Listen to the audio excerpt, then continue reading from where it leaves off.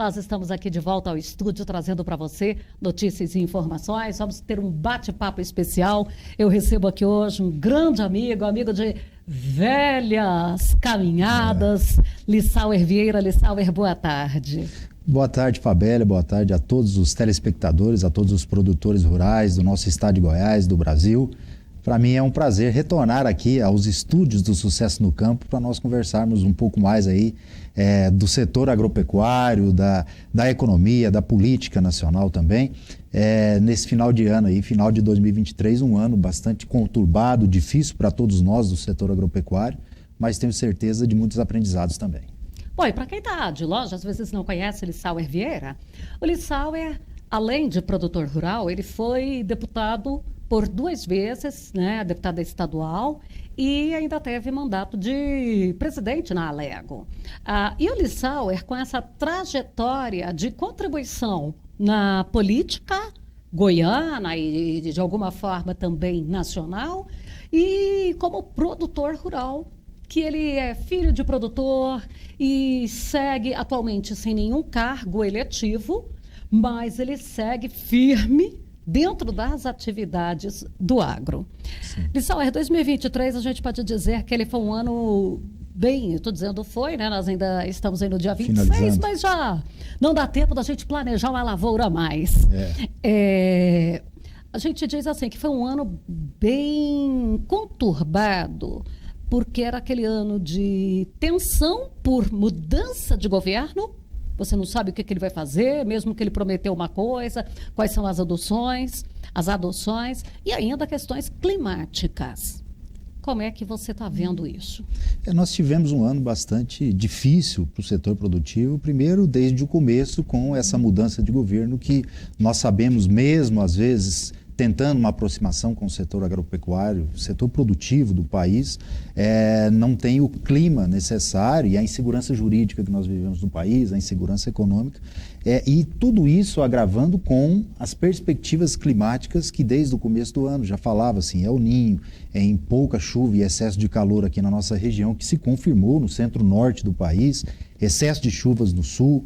Então foi um ano de muitas dificuldades que nós estamos vivendo. Você vê aí, Fabélia, relatos de vários produtores rurais das regiões mais produtoras do país, onde a safra está tendo uma perca muito grande. Plantio, replantio, às vezes um terceiro plantio, uma tomada de decisão que não se sabe como tomar.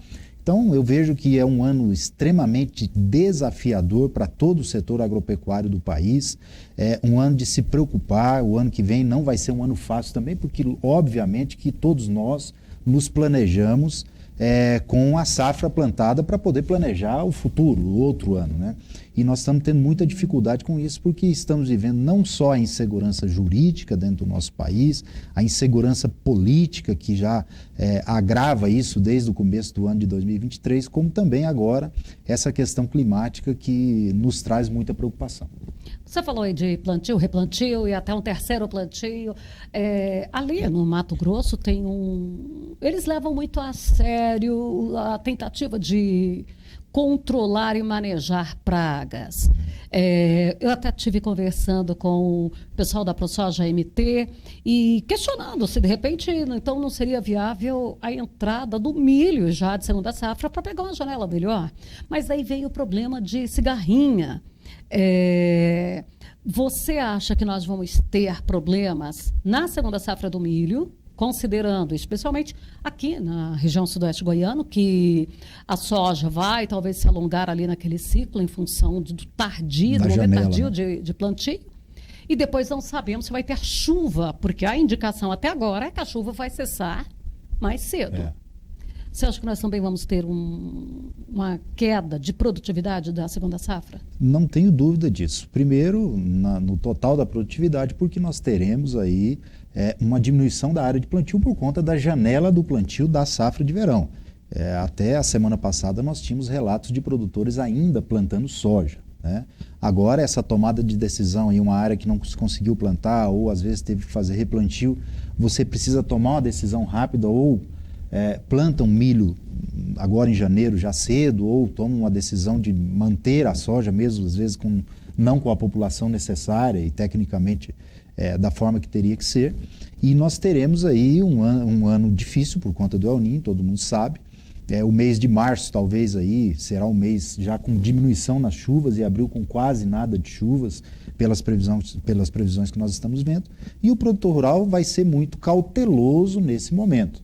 A janela de plantio de milho safrinha, que às vezes se estendia um pouco até final de fevereiro, eu vejo aí muitos produtores falando em plantar um pouco mais cedo, a área que der, e o resto não deve-se fazer uma cobertura, alguma coisa, somente para poder fazer palhada e deixar uma massa na terra. Mas nós temos percebido aí que muitos produtores vão diminuir a área de safrinha. E aí agrava-se o problema que nós estamos vivendo nos últimos anos com relação à cigarrinha do milho. Isso é um problema muito grande que os produtores, claro, nós temos produtos aí para poder combater isso e ter um controle, né, em toda essa situação da cigarrinha, mas dependendo da situação climática, do índice de lavouras que tiver, nós podemos ainda ter esse problema. Sem contar, Fabélia, que poderemos ter um agravante na colheita, que o mês de fevereiro, pelas previsões, também vai ser um pouco acima da média das chuvas, porque não caíram agora, então a tendência é que caia aí, né, dentro do mês de fevereiro. Então nós precisamos trabalhar aí sempre com essa, vamos dizer, tentando equilibrar, mas sempre com um receio de termos, no período da colheita, ainda esse problema de excesso de chuvas, né? É que em alguns momentos fica complicado até para a máquina, ela fica inviável ali em função do excesso de umidade no solo. E como você falou ainda dessa questão climática, há uma previsão de veranico para janeiro ou março. Então, quer dizer, a gente com veranico lá em março é o outro problema se tiver com as plantas recém-emergidas. O milho, na realidade, aqui na nossa região, a grande maioria do plantio de safrinha é a cultura do milho, né? Então, o mês de março é um mês fundamental, crucial para o desenvolvimento das lavouras e também para você poder definir produtividade, né? Então, se tiver esse veranico mesmo, faltar chuva no mês de março, vai ser um problema muito grande na produtividade do milho safrinha, mesmo sendo plantado numa janela um pouquinho mais cedo e o produtor tendo a cautela de não esticar um pouco mais essa janela de plantio do milho safrinha. Pois é, aqui a gente já acompanhou em determinados momentos o plantio chegando ali em 10 de abril. Acho que nesse ano não pode nem sonhar uma possibilidade nem de entrar dessa. Em março, é muito arriscado. E os nossos custos, né, estão altos. Nós temos aí a questão do preço do milho, que esse ano caiu muito. Nós plantamos lá em fevereiro pensando que íamos vender milho de R$70, R$75. Acabou vendendo na safra milho de R$40, R$38. Então foi muito difícil, né? Além do alto custo, abaixo nos preços. Pois é, essa questão aí que eu ia colocar ainda, né? Porque mesmo que façam um controle, tendo esses produtos eficazes para a cigarrinha, fazendo aquele monitoramento minúsculo, mas daí você tem que fazer mais entradas, automaticamente você vai ter um custo maior, bem maior, né?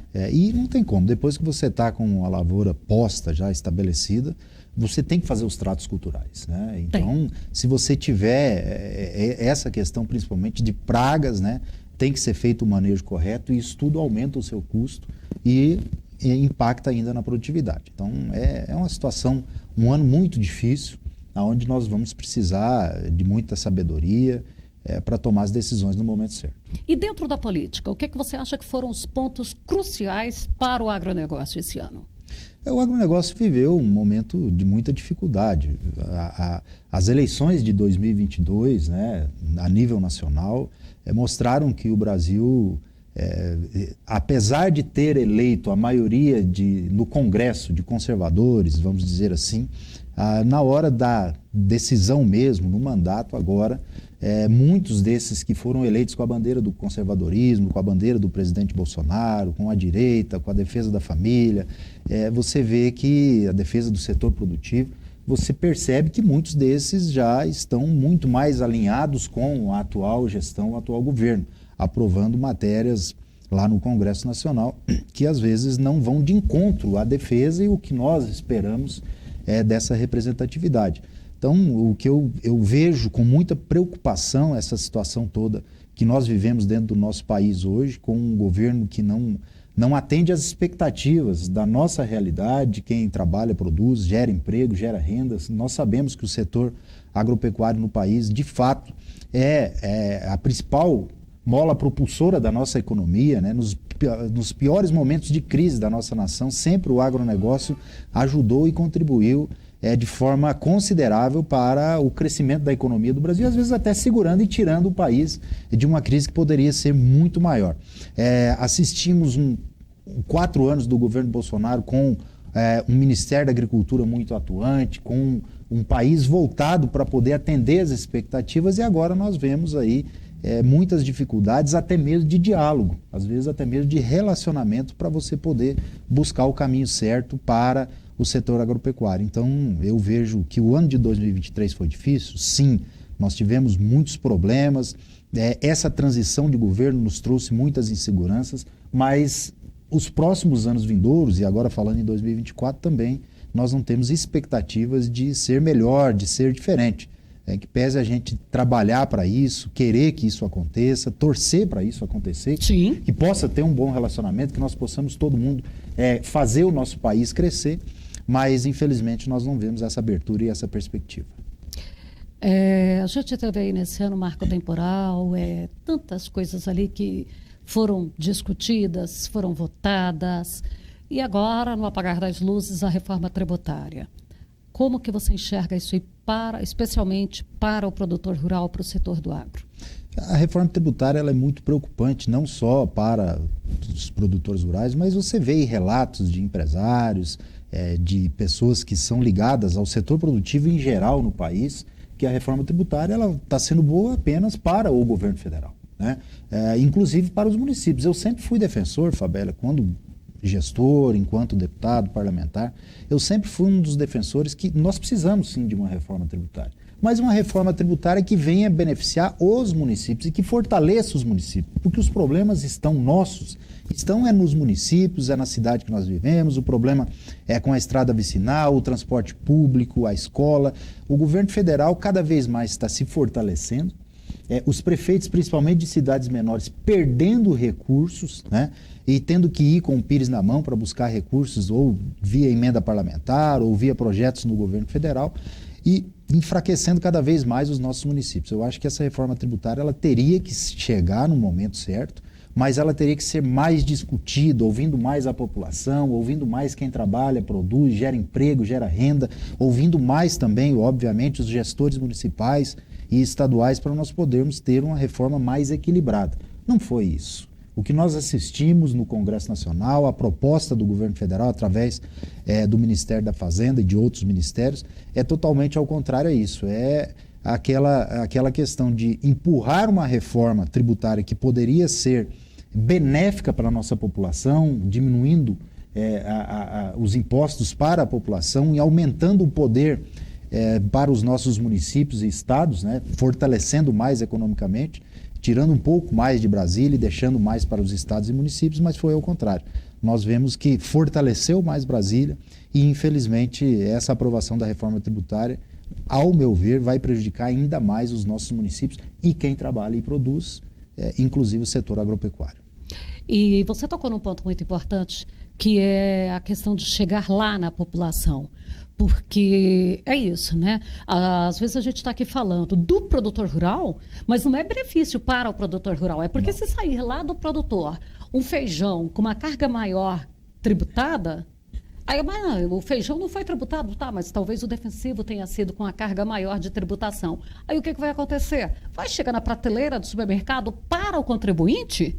Mais caro. Lógico, essa é a cadeia produtiva, não tem como ser diferente. E seja em qual área for, não só na área do agro, né, Fabélia? Todo setor que tributado aumenta o seu custo, ele vai repassar para o contribuinte final, para o consumidor final. Então, isso acontece dentro da cadeia produtiva do agro, porque os alimentos eles saem do setor primário. Depois eles vão ser industrializados e tudo mais, mas eles saem do setor primário. Então, isso é visto com muita preocupação. Uma reforma tributária que, às vezes, não atende às necessidades, não é do setor do agro, mas sim da população brasileira e de quem trabalha, gera emprego e produz nesse país. Para encerrarmos aqui rapidamente, para a programação para 2024, tem eleições, Lissauer vai se apresentar aí?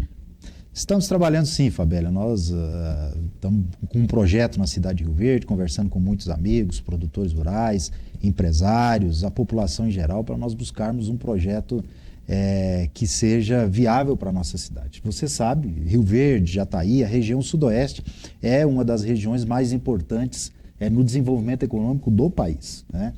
São municípios que crescem muito, Rio Verde cresce acima da média nacional, não só economicamente, como também com a densidade populacional. Um município é referência para todos nós, uma cidade bonita, progressista, e uma cidade que precisa, obviamente, de alguém que possa ter a capacidade de gestão, o perfil de gestor, e eu vivenciei isso ao longo dos meus 8 anos como parlamentar. Claro que nós temos muitas dificuldades, mas nas dificuldades nós também aprendemos, né?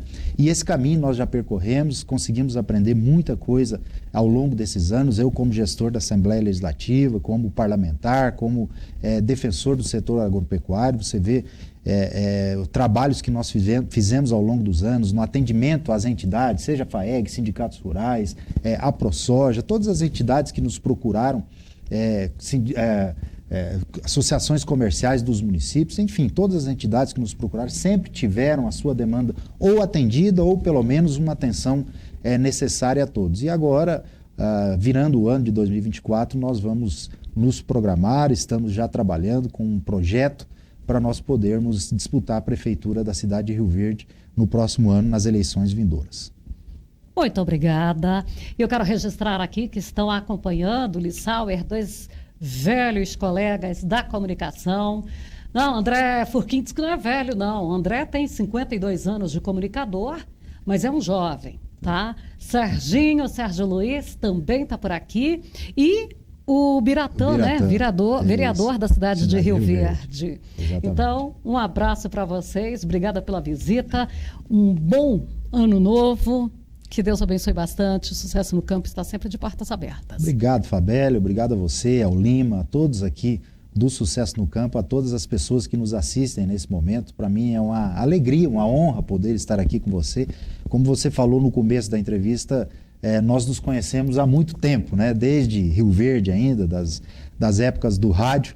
Mas eu agradeço muito, quero desejar aqui, mesmo atrasado, um Feliz Natal a todas as pessoas que estão nos assistindo e um 2024 muito próspero, de muita saúde, muita paz, alegria, de muita prosperidade para todos nós. Eu tenho certeza que com capacidade, com Deus na frente, nós venceremos todos os obstáculos e desafios. Muito obrigado a todos.